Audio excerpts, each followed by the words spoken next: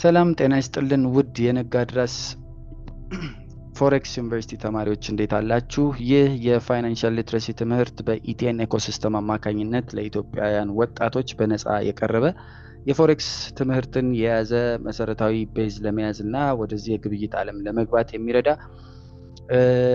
ይህንንም የግብይት ዓለም እንደ አንድ የገቢ ምንጭ ለማድረግ የሚረዳ በጣም የጠለቀ ትምህርት ነው። ምናልባት ተከታታይ ወደ 60 እና ከዛ በላይ የግማሽ ሰዓት እና ተቀራራቢ ቪዲዮዎችን የምናዘጋጅበት በዚህ ሂደት ደግሞ ከመሰረታዊ ከምንላቸው ጉዳዮች አንስተን እስከ መጨረሻው የምንጓዝበት ነው።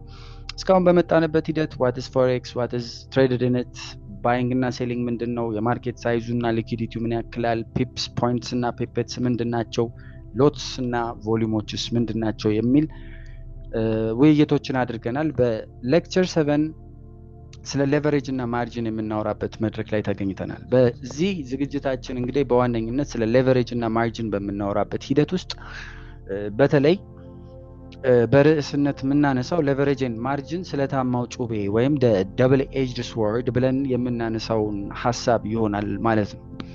እንግዲህ እንደ መግቢያ የደሃው ሰው መግቢያ ቁልፍ ብለን ያነሳነው ሐሳብ ምንድነው ካላችሁኝ እንዳጠቃላይ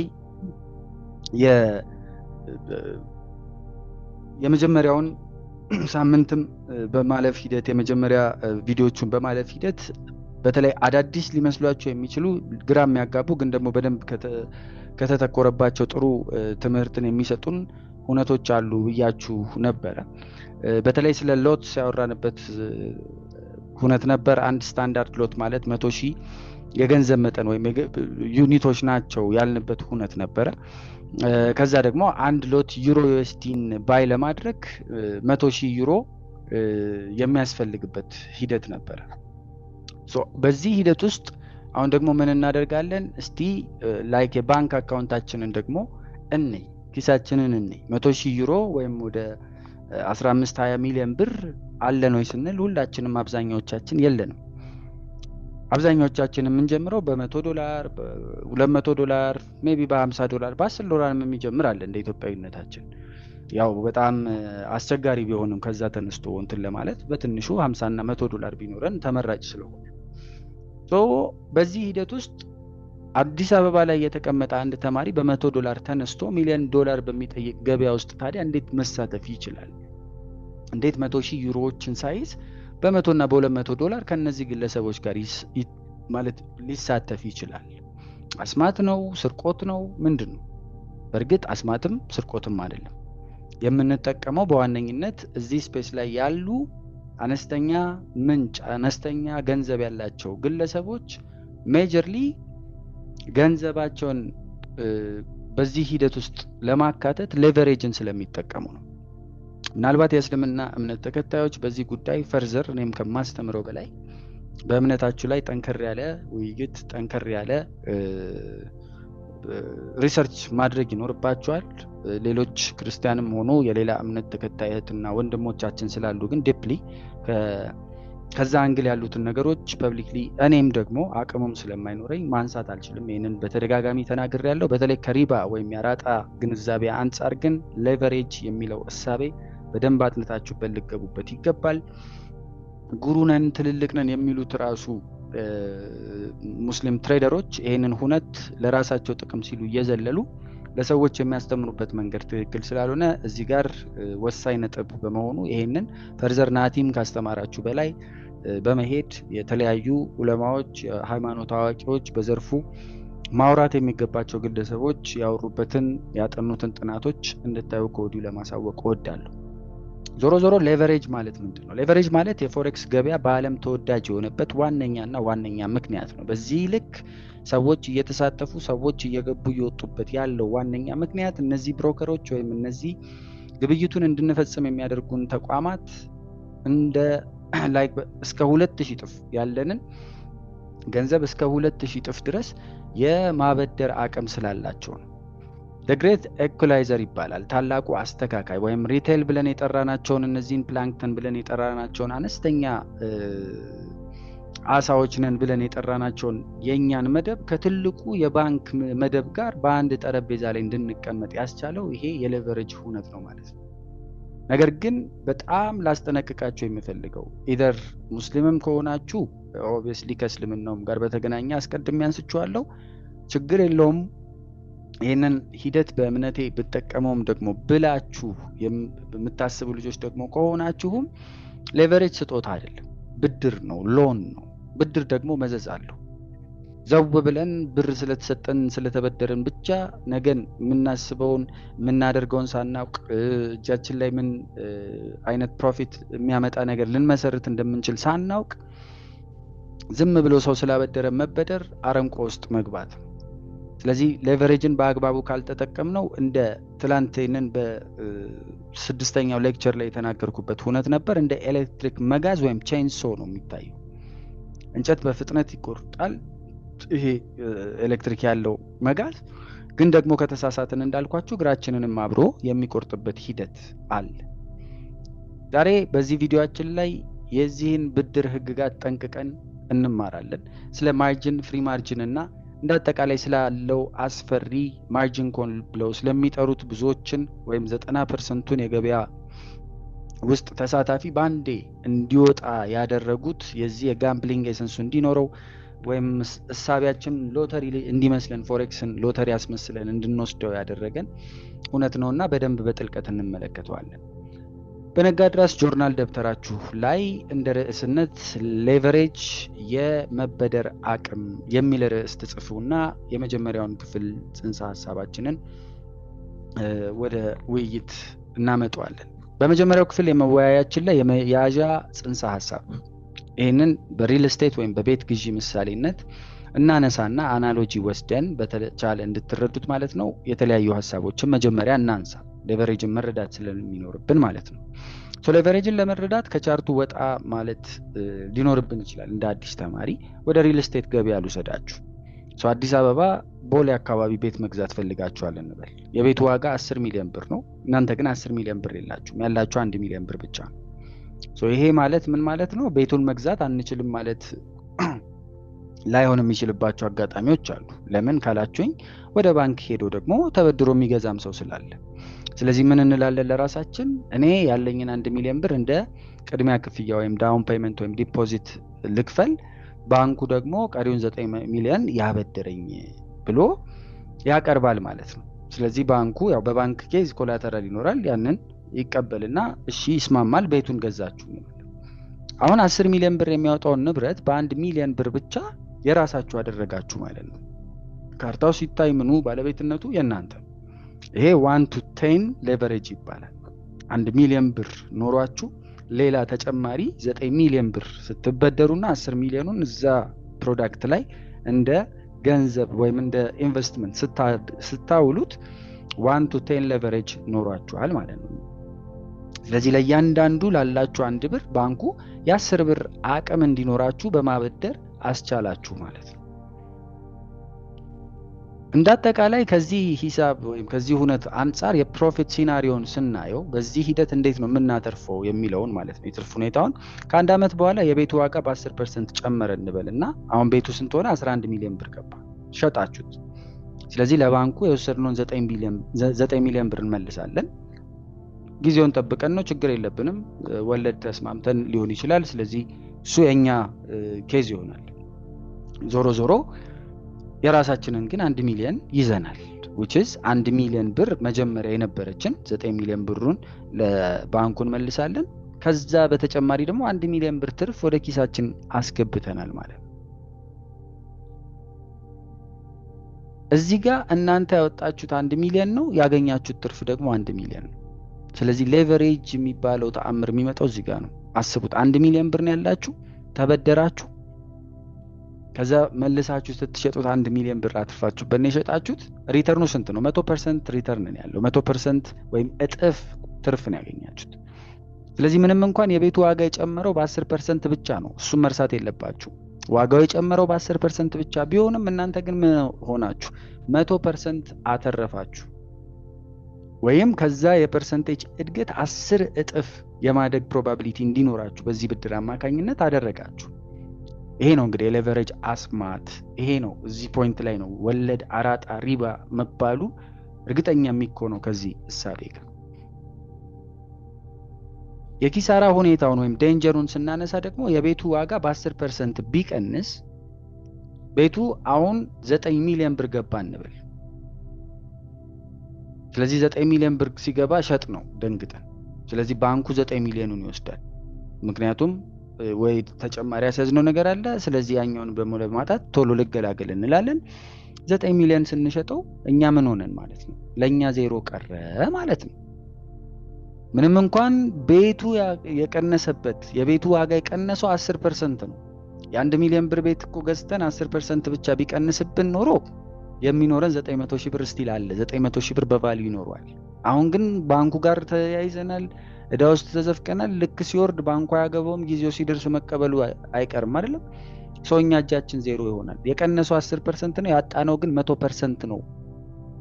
ወይም የከሰርነው ሙሉ በሙሉ ምንም እንኳን በዛ የቫልዩ ደረጃ የቀነሰው የወረደው ፐርሰንቴጅ 10% ቢሆንም እንደ አጠቃላይ ግን እኛ የከሰርነው ደግሞ 100% ነው ማለት ነው። ሙሉ ለሙሉ ነው ያጣነው። ይሄ ነው እንግዲህ ትልቁ የሌቨሬጅ አደጋ። ለዚህ ነው ቢግነሮች ገና ከጅምሩ ይሄንን ባለማወቃቸው ነው ዘው እያሉ እየገቡ ትልቅ ችግር የሚደርሳቸው። ስለዚህ ትርፍን እንደሚያጎላው ሁሉ ባላባት እንደሚያደርገን ሁሉ አንገታችንን የሚያስደፋበት፣ ኪሳራን የሚያሳይበት፣ ኪሳራን የሚያጎላበት፣ መሬቱ አጭኝ የሚያስብለን ሞመንቶችም እንዳሉት ካሁኑ መረዳት መቻል አለብን። ፎሬክስ ውስጥ እንደ ባንክ የሚያገለግልን በዚህ ኬዝ በዚህ አናሎጂ ኤግዛምፕል አድርገን የወሰድነው ባንክ ብለን የወሰድነው ኢንቲቲ ወይም ተቋም ማን ነው ማለት ነው? ብሮከሮቹ ናቸው። አሁን ከሰሞኑ በሚቀጥሉት ቪዲዮዎች ስለ ብሮከሮች እናወራለን ብያቸዋለሁ። ቅድመ ክፍያው ወይም ዲፖዚት የምናደርገው ምን ይባላል? ማርጅን ይሉታል። ማርጅን ይሉታል።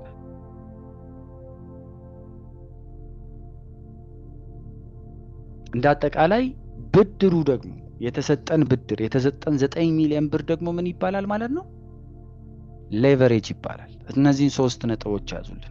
በዚህ የምሳሌያዊ ሁኔታ ውስጥ ያበደረው አበዳሪው ባንኩ ብለን ያነሳ ነው ብሮከሩ ነው። አሁን የምንመዘገብበት እነዚህ ግብይቶች የምናደርግበት። በሁለተኝነት ቅድመ ክፍያው ወይም እኛ ዲፖዚት ያደረግነው 1 ሚሊዮን መጠን ምንድናት? በፎሬክስ ውስጥ ማርጅን ትባላለች። ባንኩ 9 ሚሊዮን ብር የሰጠን ወይም ብሮከሩ የሚጨምርልን የሚያበድረን ይሄን ይሁንልህ ብሎ የሚሰጠን ደግሞ ሌቨሬጅ ይባላል ማለት ነው። በክፍሉ 2 ላይ እዚሁ ላይ ስለ መጠን እናውራ፣ ስለ ሬሾ እናውራ። እንግዲህ በሪል ስቴት ሌቨሬጅ ትንሽ ነው 1 to 10 ሊሆን ይችላል። ፎሬክስ ላይ ግን ሌቨሬጅ በጣም ግዙፍ ነው። ብሮከሮች የሚሰጧቸው አሁን ባንኮች እስከ 10 እጥፍም እስከ 5 እጥፍም ምናምን ሰጡ እንኳን ብንል የብሮከሮች ግን ሌላ ታሪክ ነው። የሚሰጧቸው አማራጮች አሜሪካ ላይ እና አውሮፓ ላይ የተለመደው ማክሲመም በብዛት የሚሄዱት 1 to 50 ነው። ስለ ሪስክ ስለገባቸው 1 to 100 አለ። ብዙ ኢትዮጵያኖች የምንጠቀመው ደግሞ ብሮከሮች እስከ 1 to 500 ይሰጣሉ። 1 to 1000 1 to 2000 የሚሰጡ አሉ። አንተ 1 ብር ዲፖዚት ስታደርግ እነሱ 2000 ብር ይሰጡሃል ትሬድ እንድታደርግ።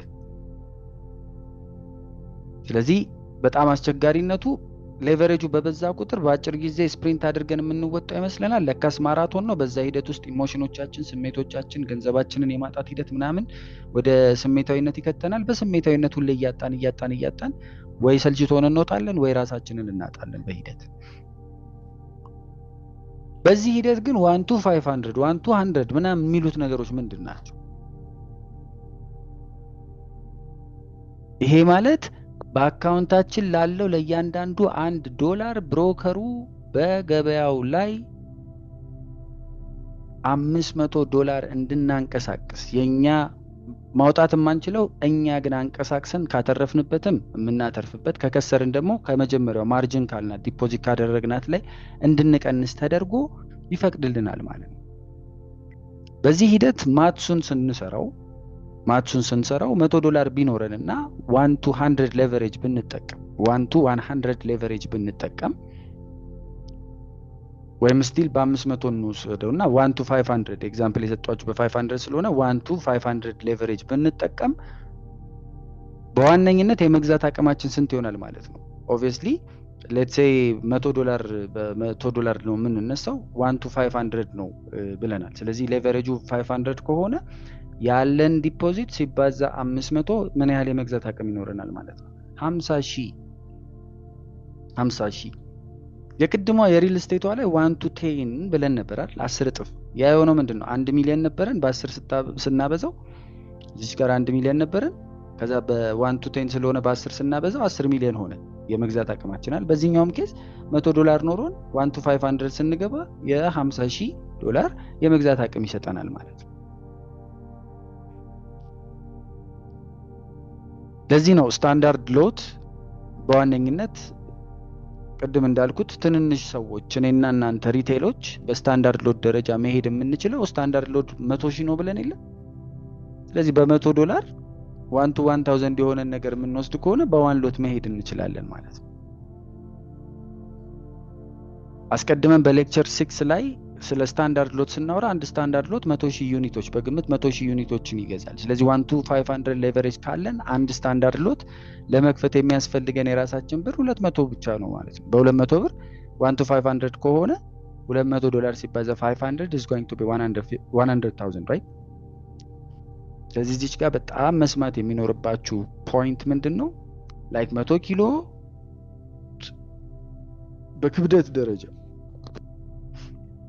መሸከም መቻል ብቻውን ወይም 100 ኪሎ መሸከም ስለቻለን ብቻ ቀኑን ሙሉ 100 ኪሎ መሸከም አለብን ማለት አይደለም።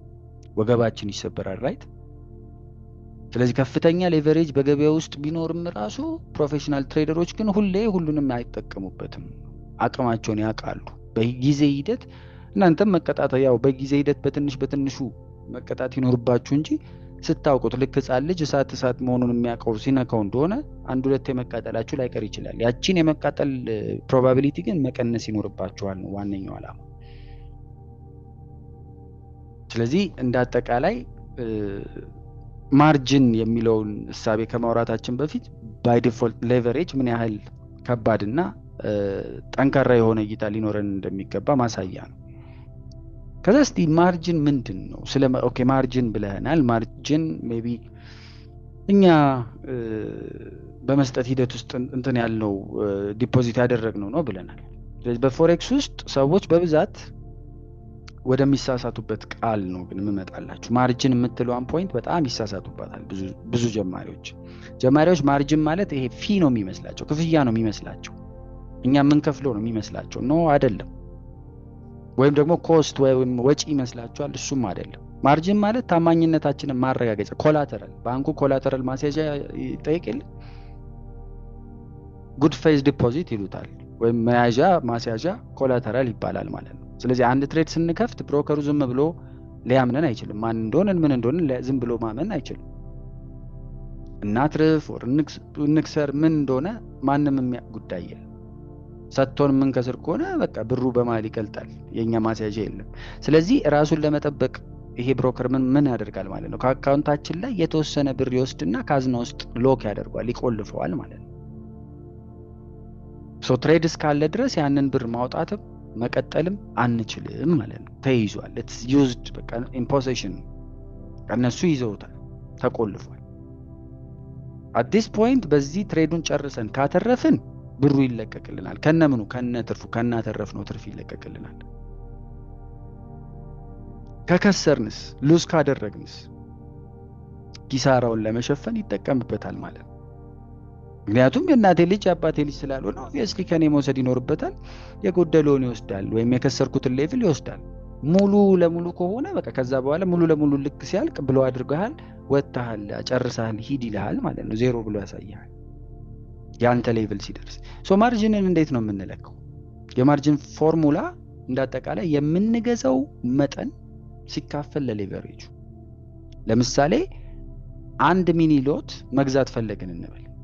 ሶ ብሮከሩ የሰጠን 1 to 100 ሌቨሬጅ። እኛ መግዛት የፈለግነው ስንት ነው? 10,000 መጠን ያለውን ዩኒቶችን ነው መግዛት የፈለግነው ሚኒ ሎት መግባት ከፈለግን። ስለዚህ ብሮከሩ የሰጠን ደግሞ 1 to 100 ነው ሌቨሬጁ። ስለዚህ ምን እናደርጋለን? የምንገዛው መጠን ስንት ነው? 10,000 ዩኒቶችን በስንት ነው የምናካፍለው? በሌቨሬጁ በ100 ማለት ነው።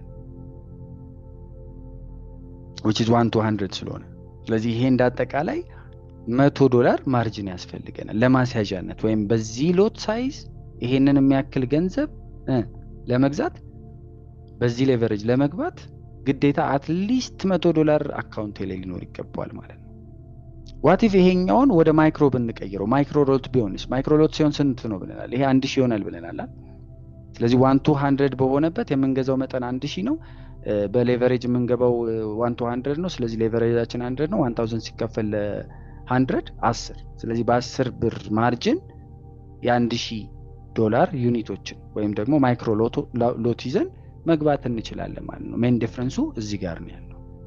ሶ ይሄንን ትሬድ ለመክፈት አካውንታችን ኦብቪየስሊ ይሄ ማርጂን የምንለው ገንዘብን ወይም ዲፖዚትን ያስፈልገናል ማለት ነው። ስለዚህ ልክ $100 አሁን በ$100 እሳቤው ባይ ስንል ብሮከሩ $100 ላይ ይቆልፍበታል ከአካውንታችን ላይ። ስለዚህ አካውንታችን ውስጥ ያለው ለምሳሌ $50 ብቻ ከሆነ ኦብቪየስሊ ኖት ኢነፍ መኒ ይለናል፣ ማርጂኑ አይችልልህም የሚል ምላሽ ይሰጠንና ይከለክለናል ማለት ነው። እንደ ነጋድራስ ተማሪዎች በጣም አበክሬ የምነግራችሁ ሃይ ሌቨሬጅ ወይም ትልቅ ሌቨሬጅ ትንሽ ማርጂን ወይም ትንሽ ማስያዣ የሚጠይቅ ነው። ሎ ሌቨሬጅ ደግሞ ወይም ትንሽዬ ሌቨሬጅ ደግሞ ትልቅ ማርጂን እንትን ይለናል ማለት ነው። ለምሳሌ 1 to 500 እዚህ ጋር እንደምትመለከቱት ላይክ 1 to 500 ሌቨሬጅ ቢኖረን ኖሮ ለዛቹ 1 ሚኒ ሎት የሚያስፈልገን መግዣ ስንት ይሆን ነበር? እዚህ ጋር አሁን ይሄ ነው በጣም ትልቁ የኛ ችግር የሚያመጣብን ወይም ከነሱ ሳይድ እንትን የሚለን the same thing። ይሄንን በ500 ሌቨሬጅ ብንሄደው እቺኛዋ ሚኒ ሎት 10000 ሚኒ ሎት በ500 ስናካፍላት ስንት ብር ነው የሚጠይቀን? 10000 ሲካፈል ለ500 ኦብቪየስሊ $20 ነው የሚጠይቀን። ስለዚህ ያንን $10000 ለማንቀሳቀስ የሚያስፈልገን መያዣ ወይም ማርጂን ስንት ይሆናል ማለት ነው? $20 ብቻ። ለዚህ ነው ትንንሽ አካውንቶች ሃይ ሌቨሬጅ የሚወዱት በአንድ የሚያድጉ ስለሚመስላቸው። ትሬድ ለመክፈት ርካሽ ወይም ትንሽ በቃ መያዣ ነው የሚጠይቀው።